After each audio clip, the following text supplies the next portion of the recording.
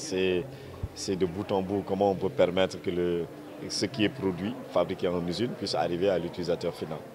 Donc c'est une fonction support qui permet souvent quel que soit le produit, que ce soit pour les produits quels que soient les biens de consommation, mais là on est beaucoup plus axé sur le médicament du fait de sa sensibilité. Donc c'est une chaîne et aussi pour la sécurité des patients, on est obligé d'organiser et de sécuriser toute cette chaîne-là pour être sûr que celui qui prendra le médicament le prendra dans les meilleures conditions et aussi pour atteindre aussi des objectifs thérapeutiques qui sont des objectifs du médicament. Pourquoi le choix des médicaments? Alors le choix des médicaments, parce que les médicaments sont essentiels, c'est vital. La maladie est lié à la vie. On ne peut pas, tant qu'on est des vivants, il est possible et il est même normal que nous tombions souvent malades.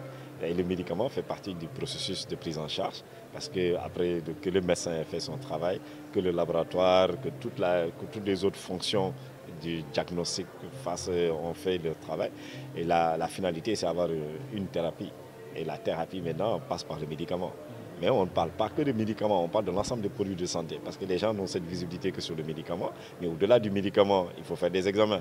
Les examens, c'est des réactifs, c'est tout un dispositif pour pouvoir arriver à ça. Ça fait partie des produits de santé. Mais il y a aussi toutes les explorations fonctionnelles. Il faut faire des radios, il faut faire ceci, une exploration fonctionnelle, etc. Tout ça, ça fait partie des produits de santé. Et ça, si ce n'est pas disponible au moment où la personne en a besoin, ou le praticien de la santé en a besoin, il y a un problème. Et ça rallonge les délais de prise en charge. Et cette rallonge-là peut compromettre parfois ou mettre en péril le pronostic vital du patient. Et c'est ça pourquoi le médicament est important. Oui.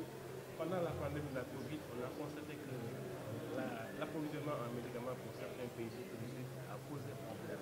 Comment cette rencontre-là pourrait participer à juguler?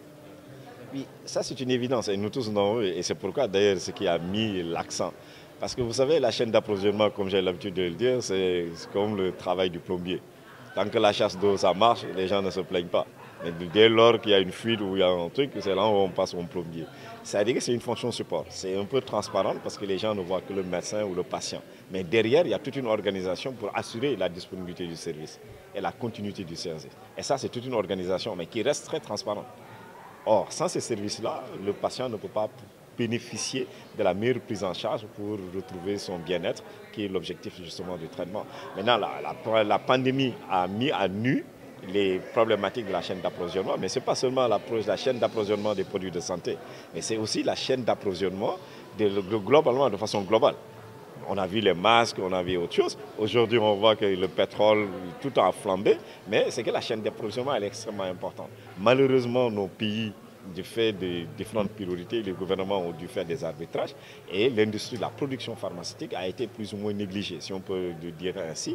Et il nous fallait acheter des produits parce que l'essentiel des produits de santé que nous utilisons sont importés. Maintenant, la réflexion de cet atelier-là, et vous avez vu la présentation du Dr Sall sur le projet Madiba qui a été initié par les autorités du gouvernement qui sont là, et c'est de voir comment on peut retrouver notre indépendance pharmaceutique pour commencer à produire au moins une bonne partie des besoins des produits de santé dont nous avons besoin et ne pas dépendre que de l'étranger. Mais ça aussi, c'est qu'on ne va pas produire pour le Sénégal. La réflexion doit aller au-delà de notre pays, mais aller au niveau régional. C'est pourquoi il a évoqué l'Union africaine est en train, et ça fait le compte parce que le président est actuellement le président de l'UIA, ça fait partie de nos priorités. Aujourd'hui, de voir comment on peut penser global, mais au niveau du continent pour adresser ces problématiques-là. Parce que ce qu'on a vécu au Sénégal, c'est ce qu'on a vécu aussi dans d'autres pays, même si ça a été à travers le monde, mais ça s'est posé avec beaucoup plus d'acuité dans nos pays. Parlez-nous un peu du projet Yexina. Alors le projet Yexina, nous on a fait l'évaluation. Ça c'était aussi une très belle initiative parce que ça a été financé par la fondation Gates, Bill et Melinda Gates, et aussi la fondation Merck et For Moses. L'idée, c'était, le conseil technique du ministre en a parlé, c'était de rapprocher les patients du médicament. Parce qu'en fine, c'est ça. Quand on est malade, quand on va à la structure de santé, c'est d'avoir le produit de santé dont on a besoin. Parce qu'on ne sait pas quand on peut être malade, ce n'est pas quelque chose qu'on planifie. Mais le rôle du ministère de la Santé, c'est-à-dire des autorités en charge de la santé, c'est de s'assurer que le médicament est disponible au moment où on peut en avoir besoin.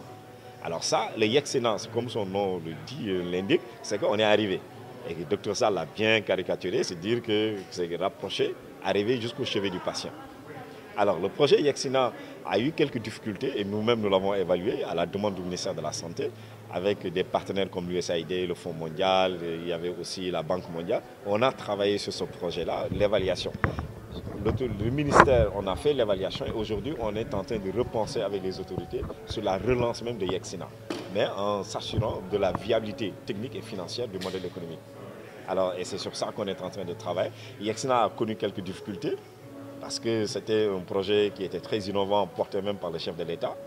Mais du fait des contraintes extérieures et aussi on a questionné le système, notamment le modèle opérationnel même de Yexina. Et aujourd'hui, on comprend les problèmes, on est dans la phase de relance et on attend que les autorités, d'ailleurs dans les semaines à venir, on est avec la PNA, avec l'appui de l'USAID et Chemonix, notamment pour voir dans quelle mesure on va relancer Yexina et en ayant un contrôle sur aussi le modèle de financement. Parce que la plus grosse contrainte de Yexina a été son financement. Donc comment on peut financer, parce que c'est un coût, amener le médicament jusque là où les gens se trouvent, d'autant plus que l'exercice de la santé, c'est un droit qui est constitutionnellement consacré, depuis je pense 2002 si je ne me trompe pas. Ça fait que le médicament, tout le monde a droit à des médicaments. Et le rôle de l'État, c'est de faire en sorte que là où les personnes se trouvent, que le médicament puisse le trouver là-bas, puisse les trouver là-bas. Et ça a un coût. Peut-être que toi, vous qui habitez à côté d'un centre de santé, vous n'avez pas de problème, mais quelqu'un qui avait à Fongolémi ou à Kédougou, c'est à 40 km sur une piste, il a aussi les mêmes droits que vous. Les médicaments doivent arriver là et le rôle de l'État. Donc on avait mis en place un mécanisme de péréquation qui permettait de réduire les coûts, que nous supportons une partie des coûts pour des zones éloignées, comme l'île à Morphine ou bien dans des zones un peu excentrées. Mais malheureusement, ce modèle n'a pas répondu à nos attentes. Et les autorités aujourd'hui nous ont confié ce travail-là que nous avons fait et les rapports sont sur la table. Ils ont pris les mesures pour qu'on commence à relancer Yexina avec l'appui aussi des partenaires techniques et financiers.